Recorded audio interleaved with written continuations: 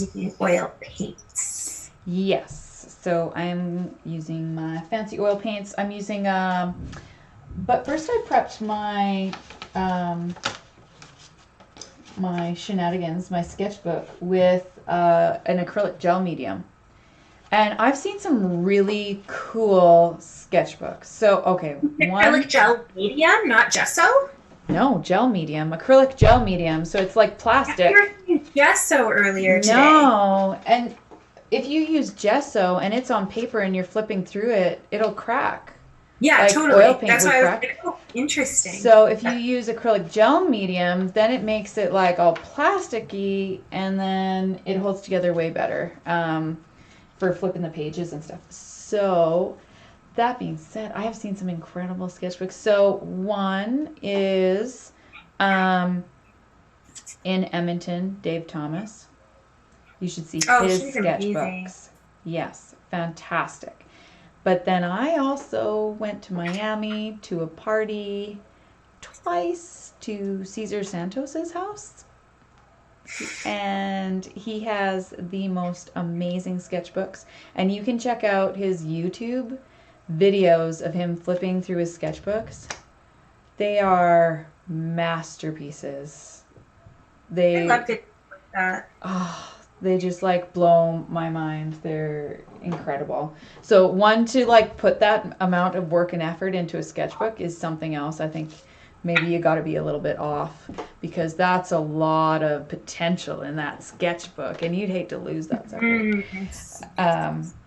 Yeah, so I try to put my paintings that amount of time into a canvas, but they're just beautiful, just fantastic. So, but if you're like, that's what sketchbooks are for, though, is like pushing the limits and pushing ideas, right? Yeah, well, and experimenting, and I find that they're a great way to kind of document either the way you've been tackling an idea or like progressing. They're great for documenting either progress or exploration or so many things. Like I couldn't just say what I love about sketchbooks in one. I know. Like I love flipping through other people's sketchbooks if they allow it. Like I do write I write a lot of notes. I do sometimes write a little bit of personal stuff in them, but I still let people flip through my sketchbooks. Like sometimes I'll be like, oh, maybe don't read that though.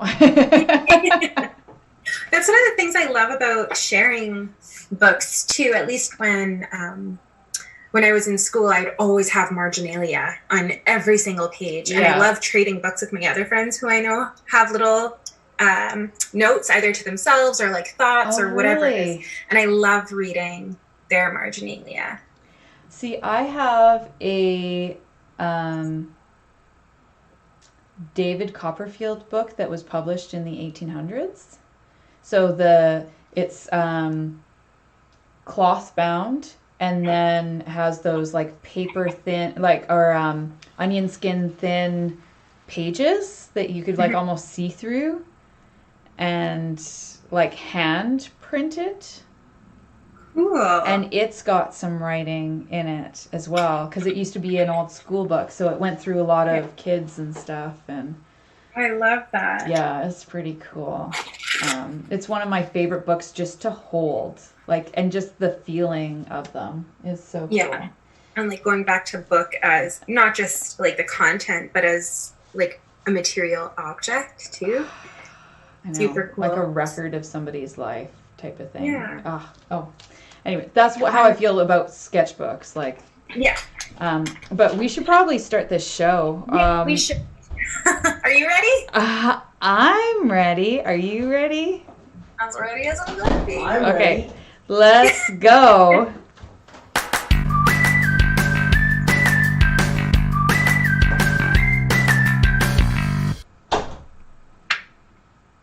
Hello, welcome to the Emma and Daphne Show.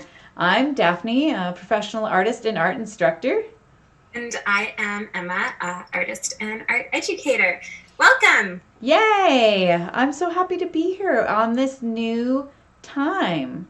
So we're now going to be going live on Monday nights. With this whole pandemic COVID-19 rigmarole, we were trying to fill up Friday nights because we couldn't get out. Now it is summertime here in Canada, and we want to get out on Friday nights. And we are starting to be allowed to see each other. Even like there's social distancing still, but like a lawn chair 6 feet apart is just fine. So we want you to have plans on Friday night and not be with us, and we don't want to see you either on Friday nights. In the most loving way. In the most loving way. No, we are so excited to see faces. Oh my goodness. I got to really Yes, and I got to see Emma's face today in real life. Oh. Yeah. Like so nice it's going to make me cry thinking about it. I got to see my Emma. And so nice. Yeah, so Mondays are a pretty good time because we're all kind of at home, not doing anything because stuff is still going on in the world, so we're still supposed to be hunkering down a little bit. Well, and it's for lots of people it is back to work, so it's nice to have something to look forward to on a Monday night. Obviously nothing too crazy since Tuesday comes quick, but I think it'll give us a nice start to the week. And then for those of you who are not watching live, it gives you a whole week to get caught up on an episode. So if the weekend's not great, then you can watch us on your noon hour at work while you're avoiding doing other things. Yeah, fabulous. I feel like I just need to explain. Please do. I was going to ask you. I just have found like an old bag of little nubbins, and they're all really dirty, and I have no idea what colors are what. They're not just called nubbins, though. They're pastels, right? Yeah, but and they're this big, and they have no wrapper. They could be anything. It's nothing. It's just like this teensy tiny little who knows what. So yeah, I'm just trying to figure out who's who and who and what I'm even going to pick up. And that's are they oil pastel or chalk pastel? Oil pastels. Oil pastels. Do you prime your surface before you use oil pastels? No, I don't often do my own work in oils. It's usually just more of a, hey, this is a fun material that we can explore with or play with today. So no, this is just regular old paper. I have a thing that I'm going to bust out that I haven't tried on this paper. So hopefully it works. I told everybody. So I wrote some of the posts for, I guess, the Patreon post for this show. Yeah. And that's one of the, I wrote it and I didn't confirm with her. I just hit go, but I knew that she'd bring out something interesting. Did you write that I was going to have a surprise? That she'll probably introduce something that we've never considered before or something like that. I don't know. It's in the description for this video too on YouTube, I think. But. Okay. Yep. Well, I made you yep. Excellent. So tell us about, we're doing still lifes because this whole month is going to be still life. Yeah. Right? Yeah. Oh, I like this color. That's a nice one. What is it? Show us closely. I don't know. It's a nubbin, Daphne. A green nubbin. Yeah, but so are all of these. Yes, but that one was pretty. Yeah. This one is going to be my mint green. Oh, nice. So there's a long, I don't know, historical standing of still lifes. So we've used still lifes as a human race for a long time. And so we thought we'd talk about that. This whole month is still lifes, and we've got some interesting ones coming up for you. I find it such an interesting way to practice things, techniques, using new materials to do a still life, and even just to learn how to see in order to draw still life really That's does what the I trick. like best about still life, when you're working with students and trying to encourage them not to draw the way they think they know something, and to move away from that, oh, a house is a square with a triangle on top, or a butterfly is like, Yes. the line with the bees, and being like, no, like, don't draw what you think, whatever it is, the starfish or the apple or the necklace or whatever. Don't draw what you think it looks like draw what you see. Like, what shapes do you notice? How is it sitting? What's happening with the light? So it's drawing light instead of drawing symbols. Right? Yeah. That's what I love teaching. And then I like it when I get students coming back to the next class and they're like, okay, so I just saw the coolest thing. They start to appreciate life a little bit more, I think, when they can see all of those, start to really notice the way that light works around them and all these little nuances. And everything becomes an adventure, and you kind of look at the world around you with a fresh set of eyes. Yeah. And then I also joke around that I've probably told you this one a million times, Emma, but that I joke around with my classes that being an artist and drawing something is seen as a socially acceptable thing to do, like all over the world, right? But if you really think about it, if you weren't drawing and you just sat there and stared at 2 eggs for 3 hours straight, somebody would say, maybe you need to see somebody about that. Do you need some medication? Are you okay? Yeah. So once we start to like draw and study things in that way, then it becomes acceptable. So I always think that that's really funny. And then other quirky stuff that you do kind of gets a free pass too. Yeah, totally. You're like, yeah. Some art. What did I say?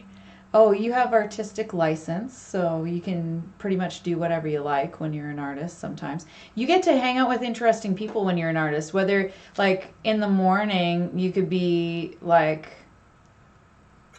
doing portraits of homeless people, and then in the evening you could be like at a gala with judges, lawyers, doctors, different types of professionals, or the queen, right? So like there's lots of artists can be in any sort of circumstance or social economic group or anything like that, which I think is really cool. That, yeah, unlike probably any other profession in the world, I think, right? Yeah. So, like, that's all artists. I am grouping everybody, like musicians and sculptors and 2D artists and 2D artists? 2D. 2-dimensional. That's in Emma and Daphne. Oh my goodness, my kids are gonna love that one. I've been spending the week with a 9-year-old. Yeah. It was our Everything's 2D. So, here we go. 2D with a 2D boy, yeah. Do you want to tell us why you're wearing gloves? Oh, I am working with oil paint this evening, and it's my favorite medium. I love it the most. And why I wear gloves, that's another reason why I love it, is that I can wear gloves. So I can paint all day, every day, and the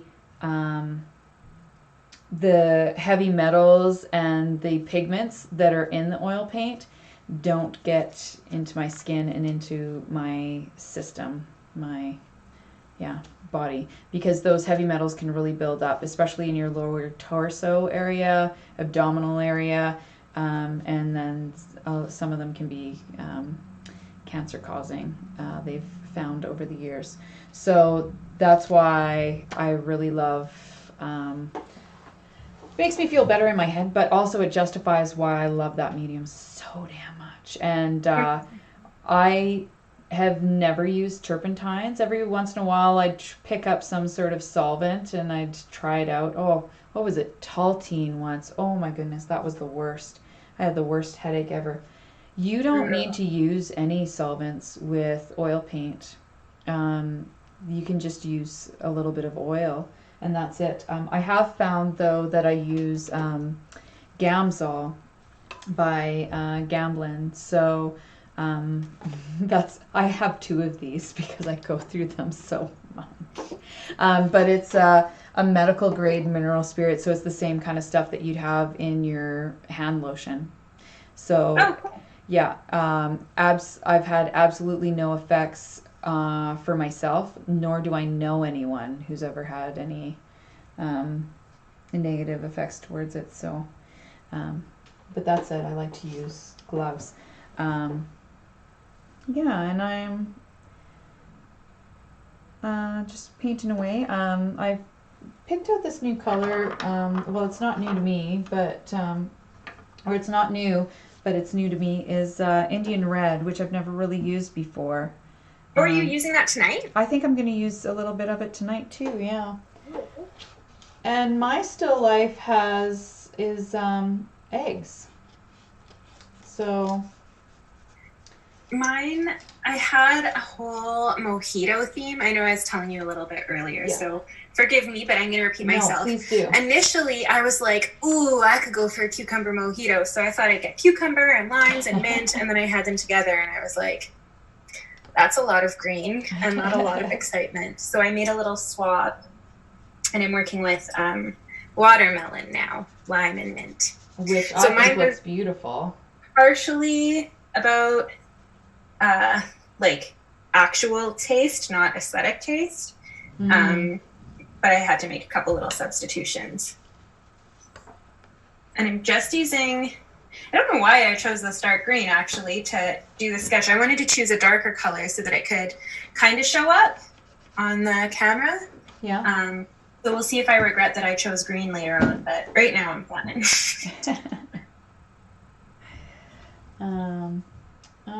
Yeah, I've got eggs. I've got this like China bowl, this little cup from China that was my great grandmother's. And I like to do things that have some sort of meaning. I do a lot of commission work where everything means something. So do you know what the significance of eggs are? Isn't that like a symbol for life? I would guess fertility, yeah. Yeah. So don't tell my mom. She'd be like, no more babies for you. No, Mom, that's not what I mean about that, but just like life is good. Yeah. Yeah, I would guess fertility. I'm sure there are different ways you could interpret, but... And I love studying light and shadow by using eggs. Like, that's my favorite thing to get students to paint and to draw is eggs. I wish I knew who did this on Instagram, and like maybe it's a thing that lots of people do. I've never done it and I really want to. Getting still life materials and painting them all entirely white, whatever it is, as like an exercise in drawing and value and like seeing where the light's hitting it. So if it's a banana, like paint it completely white. If there's a glass, like everything completely white. So they take the still life items, paint them all out white, and then set them all up. Yeah. So we had to do that once in university in a drawing class. It was art class. I think it was the first art class in our first year or second? First year. Anyways, it doesn't matter. They had objects in the room that were like all like different triangles and bottles and cylinders and geometric shapes that we would have to draw, and they were all painted white. So it was all about the lighting. Yeah. And then we also had to do one where they took all of those shapes and then they covered them in a cloth that had white and black lines on it. So it was how it draped over top. So you had to draw how wide and thin and where they interceded. And It was really interesting. Yeah. Yeah, that was another one that I've seen is a different art teacher will take like an apple or a ball or whatever and draw black lines on those objects so that kids get the idea of like curving lines and how like if you're coloring it in, it's not just flat across or flat up and down, so you can visualize. In some of my painting and drawing classes, I bring in a checkered cloth so that it's little squares that they have to, so it's lines, but they're going in both directions, so then they form like squares, right? Cool. And that one's quite fun. And it's fun for me to talk them through it, right? As well. So that's what I try to do with classes, is that I also pick things that are going to be fun for me to teach too. Well, and that shows too, if you're really interested in your lesson, it shows, versus if it's like a paycheck lesson. Yeah. Yeah, I try not to bother with those ones. Just the fun ones. I try to make all of them fun. So, how's yours coming along? I'm just gonna bring up mine. I'm trying to figure out. Oh, actually, here, hold on. Oh, I didn't think this through because mine is holding up. So I will be doing no holding until later. Yours is coming along great, though. Well, I don't know. Maybe I can. If I... Don't push it. Don't force it. But, like, if I get a masonite board and slip it behind... I might be able... Well, no, because then I'm going to be swearing. Yeah, I'm just gonna, that's what I'm worried about. Let's keep it light. We don't want any. Yeah, how is yours coming? What did you start with? I started doing the bowl first, and then I put in some shadows in the eggs, and then putting in the background, and then I'm gonna build up the eggs in the bowl. So I'm just trying to get everything kind of in there scratchily. I'll leave, as always, I have to leave some things kind of gestural because there's just the time constraint, which is kind of nice. Like when you're doing demos, or if you see a demo, I always find it really interesting how people decide which areas to leave undone. Yeah. And there's a lot of people who collect just demo paintings or sketches, which I think is kind of cool.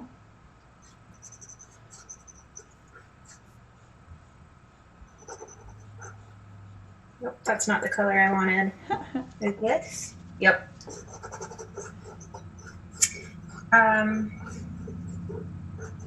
Yeah, and also trying to figure out my little extra surprise guide that I brought. I don't know when I want to use that. There's so much to think about. But yeah, I think it is cool to see how people, like what different artists choose to prioritize. Yeah.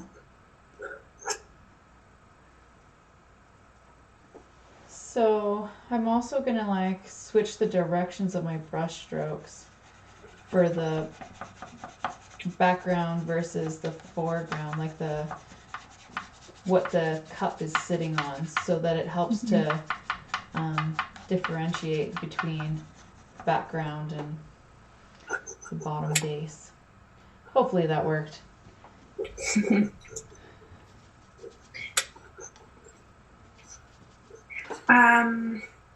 I feel like when we were planning this, we had teaching stories that we wanted to talk about.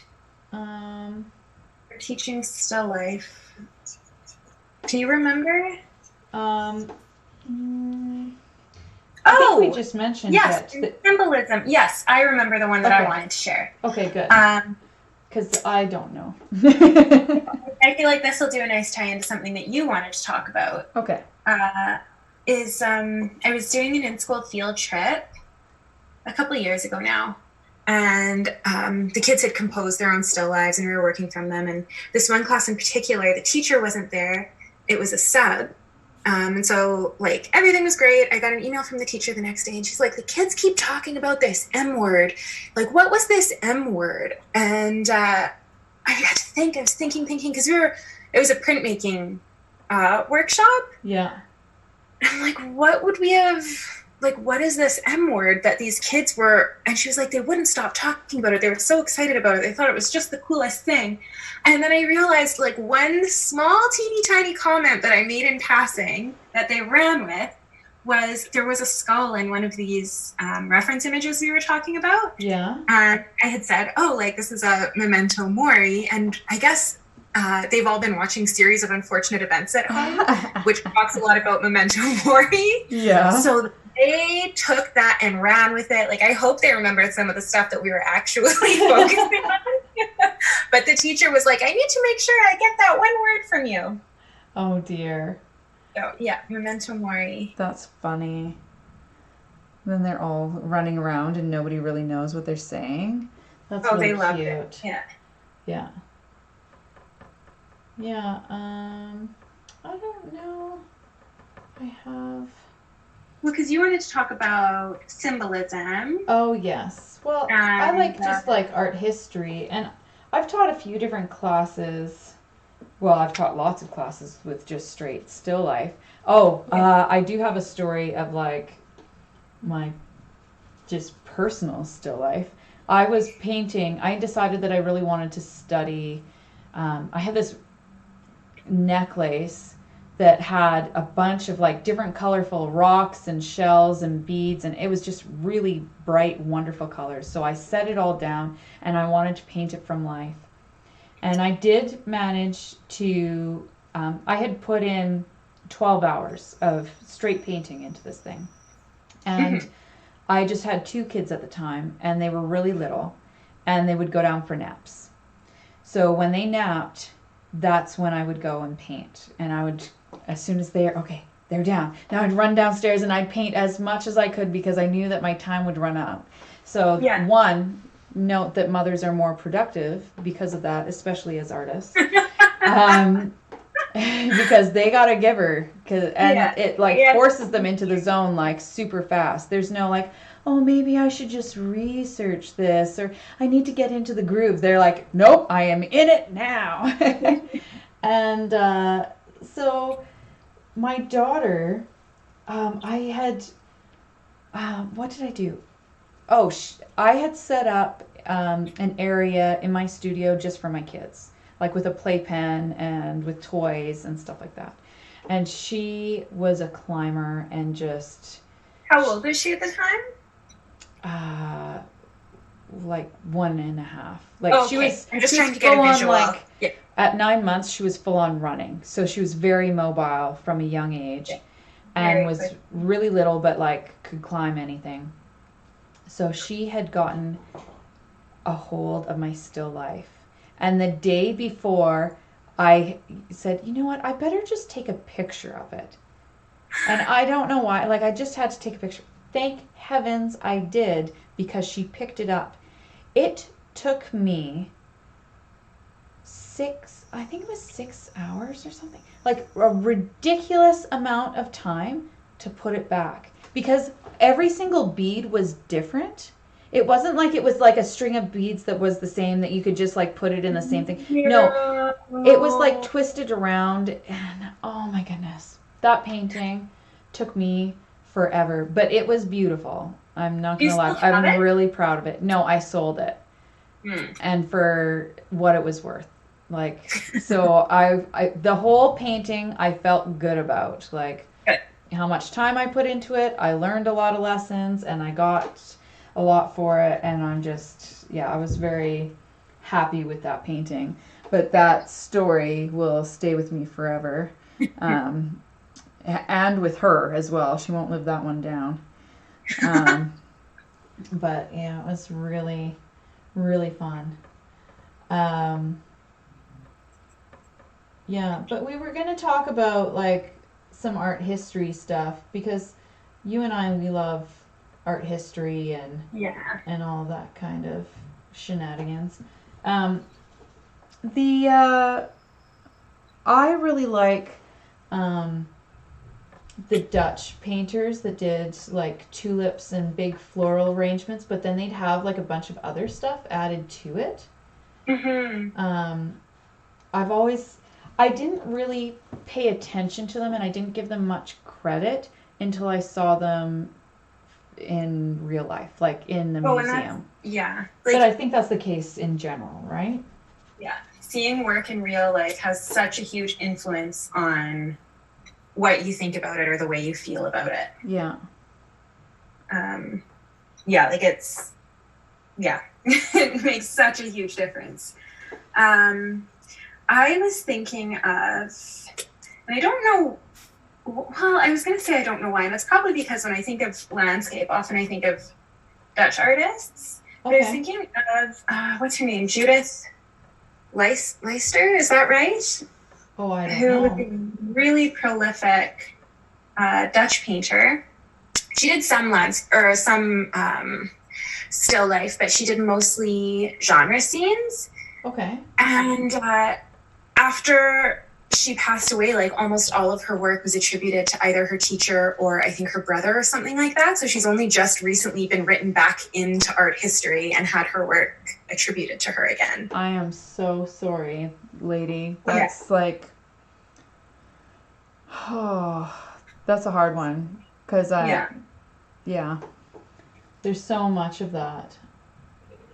And it just makes me want to kick somebody. Because it's not fair. No, she is getting like recognition again though, or has gotten it back. But it's, yeah, when she was living, she was credited, and then she wasn't, and now she is again. Goodness. Mm-hmm. Who? I often get their names mixed up. Who was the Dutch painter who, I think her dad was a botanist, and so she focused like exclusively on florals, but would have all sorts of different flowers. Like they wouldn't necessarily be in bloom at the same time. And her paintings were more a commentary on her botanical knowledge and skill than they were like meant to just be pretty. I'm not sure. I'm not very good at that. Well, I'm gonna find out. I don't really know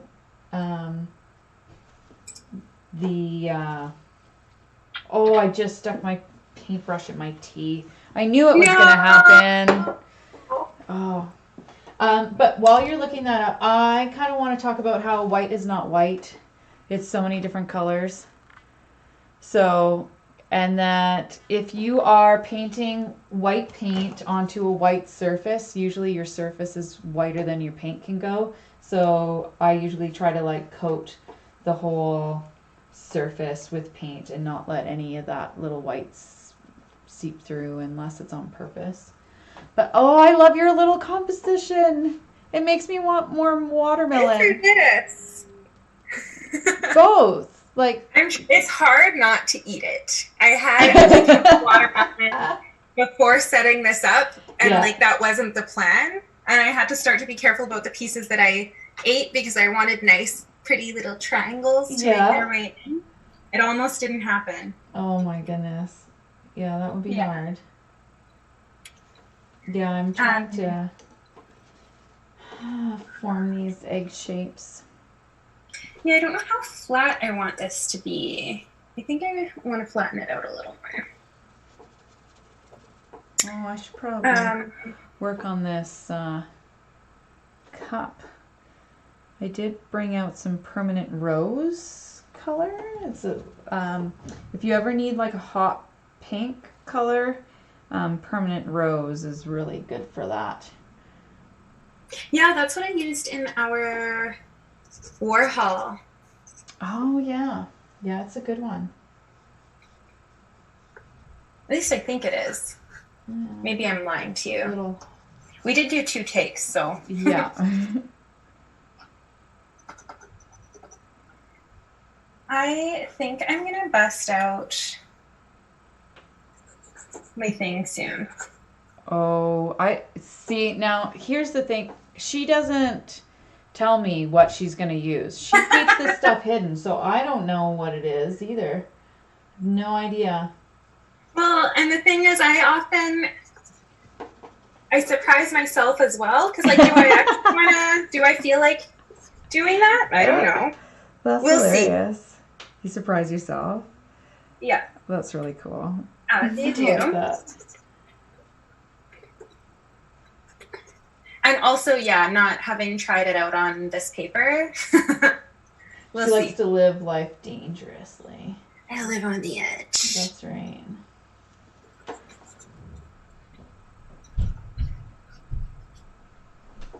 Oh, yours is really cruising. Yeah? I'm trying. I don't know. I don't really know. Who does? Nobody, I don't think. I'm coming to a stage in my life where I think that maybe it's best if I don't know.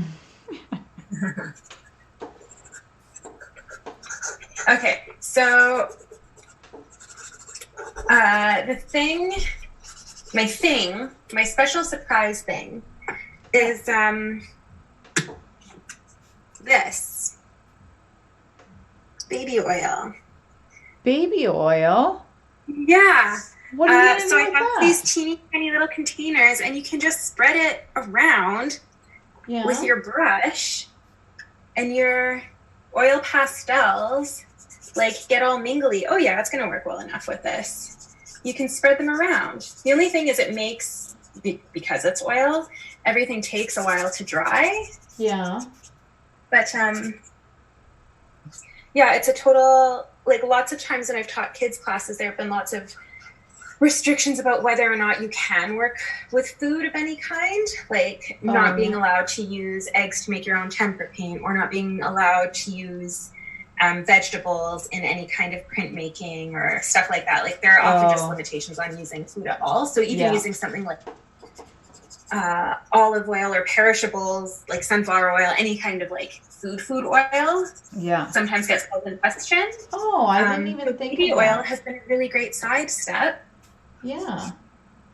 And it smells good. Yeah, it would. While you're working with it.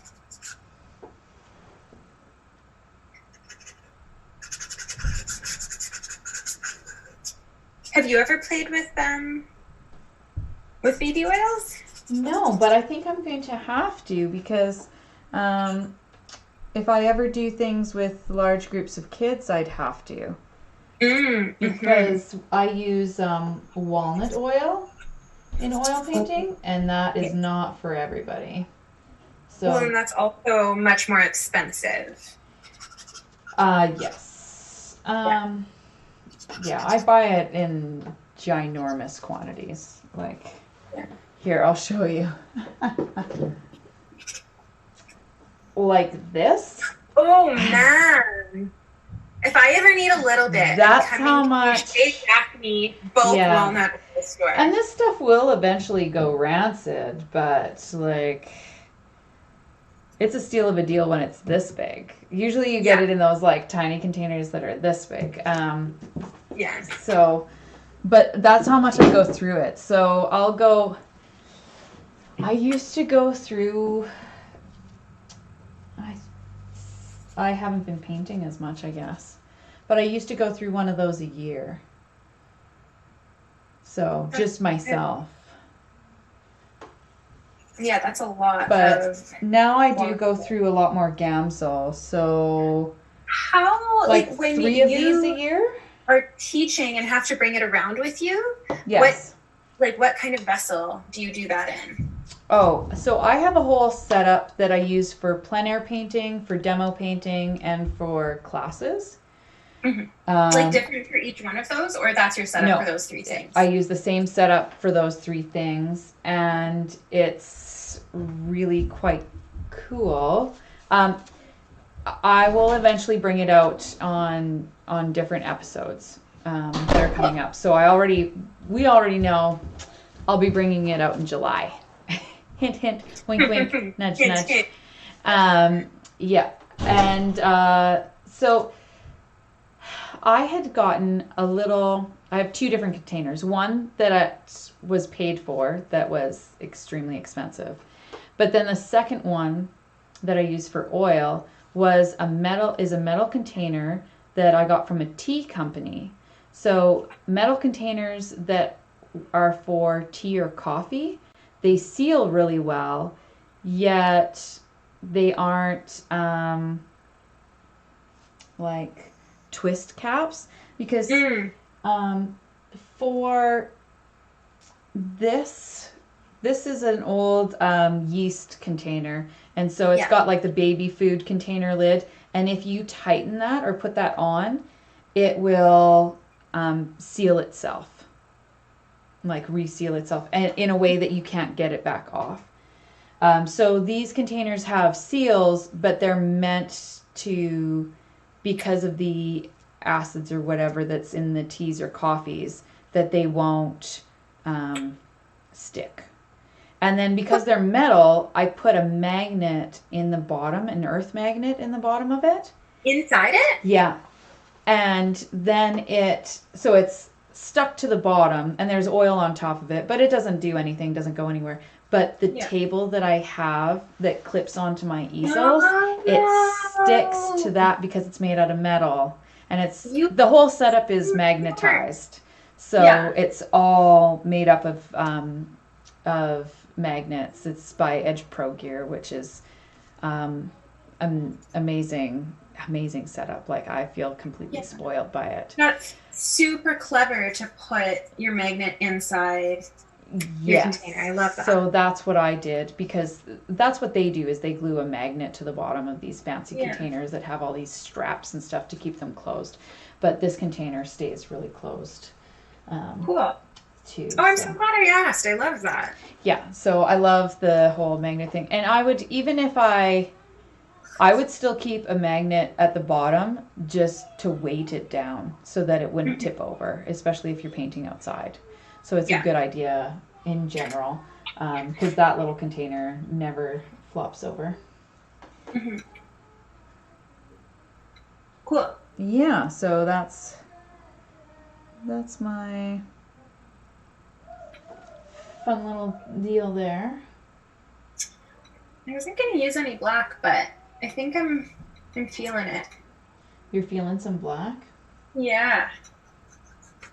Yeah, I'm trying to like just make this bottom shadow a little bit more solid, or like making it feel solid. Does that make sense when you make something feel like it's grounded or rooted or more opaque type of thing?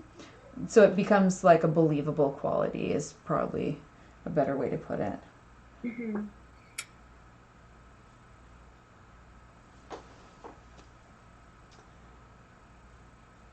Do you have I don't even know if I want to say favorite, or like when you think of still life, what artists do you think of?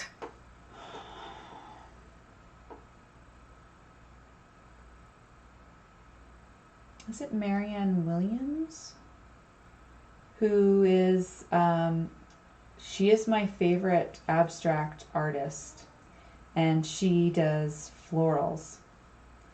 And I want to see one in person, but I haven't yet. So those are really cool. Who else?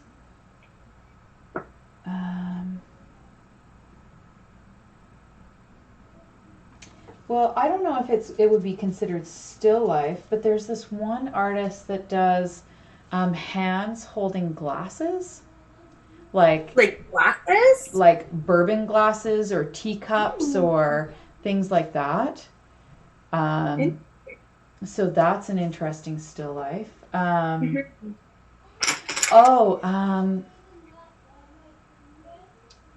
was it? And I feel a little put on the spot, but yeah, sorry, I have a tendency of doing that. I'm sorry. Why is her name not coming to me? So there was this woman who in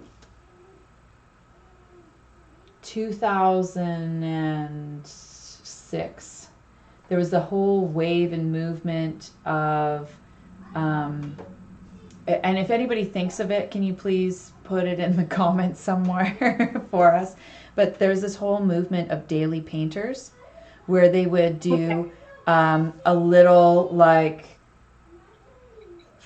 4x4 inch or 12x12 inch at the largest paintings, and they would do it in just like one alla prima sitting, and then they would sell them that day, like, oh, cool. And they would do it was the Daily Painters, and what is it? Oh, her name is just there. Yeah, it's floating around my head. Like, so she would do like about orange wedges. I like that they were just like little beautiful compositions. She would use oil paint, but she would use acrylic brushes that were brights. So they're like this.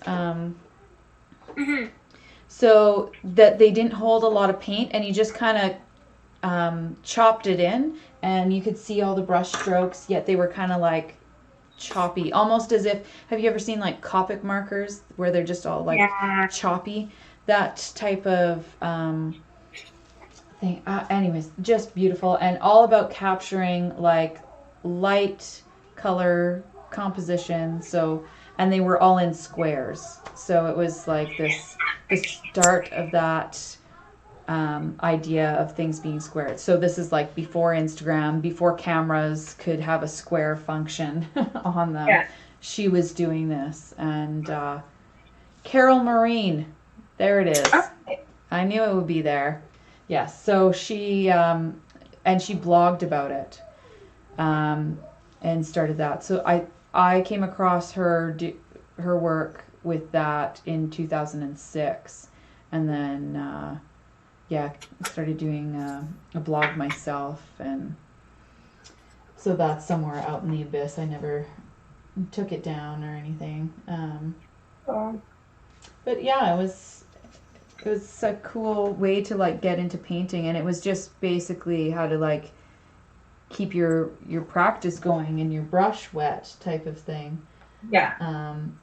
Well, and there's so many different iterations of that now. Yes. So there's like the 100 days projects, right? Or filling a sketchbook. I've seen a lot of artists who create a sketchbook just like they would, but then they make it made like in multiples. Like they get it made into an actual book. So they get it reproduced. Cool. So you can own a copy of their sketchbook. Oh, I love that. Yeah. So I think that's really cool to get a little glimpse. And usually they make them almost like prints where it's a limited edition. So there's only so many made, which is like, how smart is that? That's a good move, I think. Especially when you invest so much time and energy into studying, and yeah, agreed. When I think of still lives, yes, I always think of Cézanne.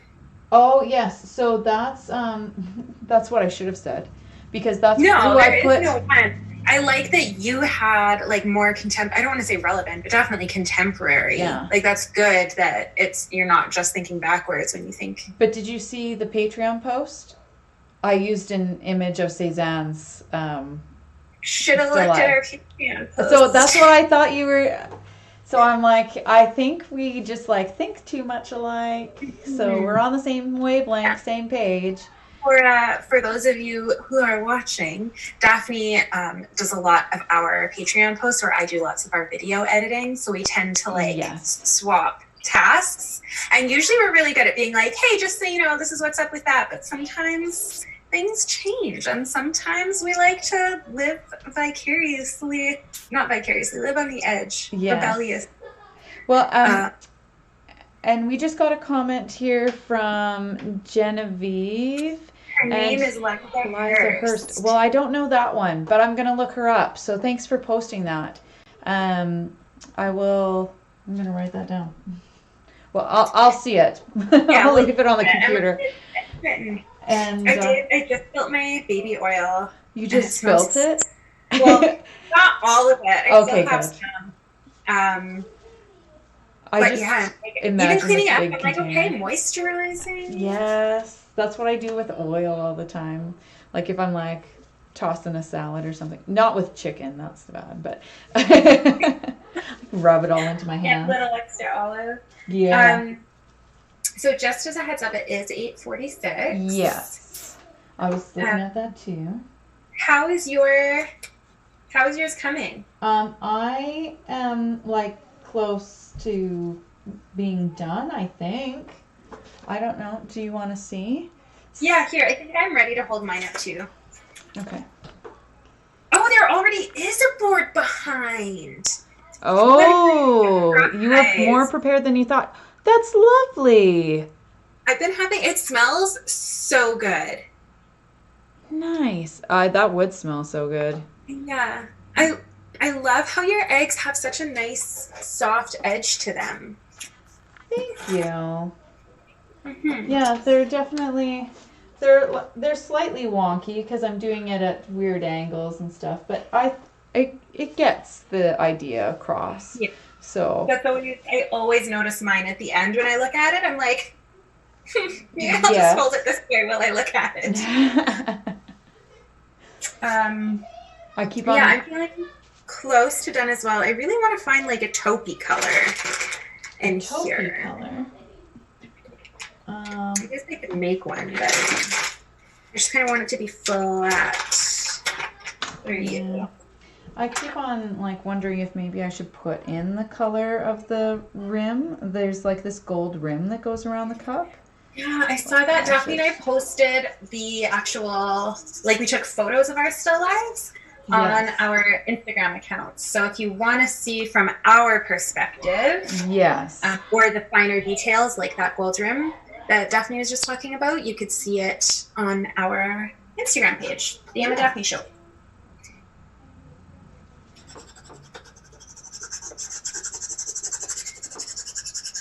Yeah, and we usually post our work and stuff up there from the show, right? Yeah. Sometimes when we're on it. Well, often it just gets shared to stories, so we do post it, but it'll disappear. Actually, we should maybe make a highlight so that we can keep all of them there instead of just having them vanish after the fact. Let's try it and see what happens. Okay. Sold.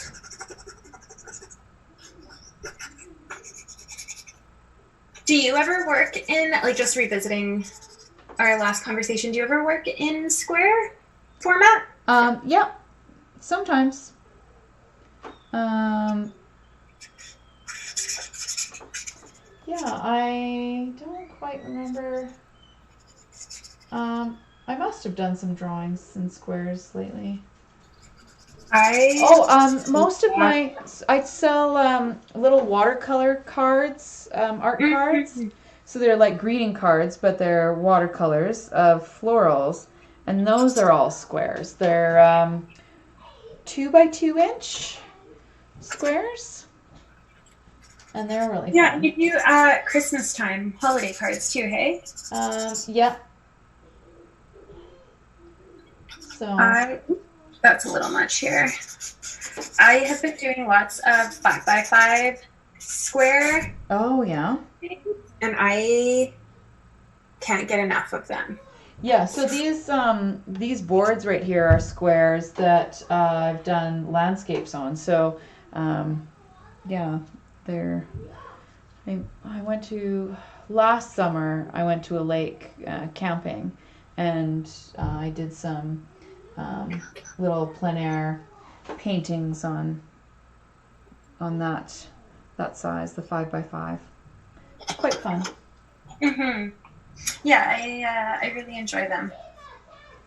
Okay, I think I'm gonna leave this alone. Yeah, me too. Well, Boom, I'm gonna hold it up for your 10. There we go. Actually, no. I gotta fix it. It's driving me nuts. What are you fixing? This little rim, I need to make it more like orangey gold. There we go. That's better. I found this paint because I painted the back of my studio Oh, yeah. Okay, I can see that. Yeah. I feel like I can't hold this up properly. There we go. Did you put the other clip on there because it was curling with the gel medium? Yeah. It was just curling in general. Like they're pretty thin pages, so. Yeah, that looks awesome. It was quite fun. I went and I flipped through all of the pages during a tutoring session that I was teaching today. So I was teaching some gals some painting lessons and showed them, flipped through all the different. We have covered a lot because this is episode 10. 10. Can you believe it? I know. When we were just getting ready to, like when I was looking for the link so I could open up the comments here, I don't know why I'm surprised every week.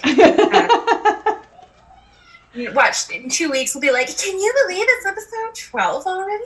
I know, but still, these things are like, yeah, it's really fascinating that, well, one, that we can pull this off every week, but also it's not so much because we love it. I don't know about you, but I love honestly, I hope it's been helping other people because it has certainly been helping me deal with quarantine and like self-isolation and staying home. Yes. For some reason your video has, there we go. Now you're back. Okay. You froze for a little bit. Yeah. So yeah, I think that, it's been pretty cool and helpful. And if you guys, let us know, let us know what you think of the show and stuff like that. Send us comments and things that you like about the show so that, because we're on to 10 now, so maybe somebody has watched a couple of them. And if you could tell us what you like the most about it. That's what I love to do in art classes, is that I want to hear how well, like what you get out of it. So yeah, I agree. And not just for like pat myself on the back, I did a good job with this. Yeah. But it kind of fuels you. And then especially when you know because I think we do cover a lot of ground, and I think some people are more into seeing the art come together. Some people don't even watch, they just kind of have it on in the background, and it's the conversation that they find. Yeah. So knowing which bits appeal, we get to focus on those more. So it could be more of what you like. You just got to let us know what that is. I know. Yeah. Excellent. Okay. Well, I know I really like our matching hair and matching wardrobe. It just happens. I thought that you were changing your hair, and so I put my hair up, because, I don't know, it got like real frizzy and kind of wild. And so I put my hair up, and then I turn it on, and then yours is earlier. up. It just needed to be rebund because it was it was this kind of bun earlier, and it needed to be this kind of bun. Yes. And then we wind up doing this. We can't help it. Like, we don't plan this stuff. Like, none of it, ever. I'm even wearing blue jeans. I'm not wearing black pants. Nice. And I am wearing blue jeans. I know, I could see your little knee there. Yes. But anyways, we should probably wrap up this show. Yes. So if you do enjoy what we do, please let us know. If you would like to support us, there's a link to our Patreon page. We would love if you would become monthly patrons. Patrons get access to our supply list, as much as either of us know what they will be ahead of time. Sorry, Daphne. We try our best. Yeah. Yeah. We also have monthly art nights. Do we still have that video up for free from last month's art night? No. That's done now? That's done now. So, sorry you missed it. But please do check out if you like what we do here, we do a very concise, edited art night video. So you get Emma and I instructing you step by step on how to create whatever it is. So our past one for May was on doing an Andy Warhol inspired Madonna. It was so much fun, and it was so much more fun because it's edited afterwards. So it's a little bit more concise. Anyways, And unlike our live are streams. Are we saying what we're doing this month? Yeah. We That's did. not a secret, right? Yeah, still lifes. Yeah, we're going to be doing a painting of birds of paradise. Yes. So our art night ties in with our monthly theme for the show. So last right. month it was all portraiture. This month we're doing all still life. So we have a really fun, it'll be a nice graphic, bold, and colorful flower paint. And when you subscribe to be a part of the art night and have access to those videos, you get access to all of them. So if you subscribe for this month, you don't just get this month's, you get the previous months as well. So yeah, I hope you enjoy those videos. Awesome. All right. Well, take care, Emma. Take care, everybody. Thank you so much for joining us. Have a great night. Bye, Daphne. Bye.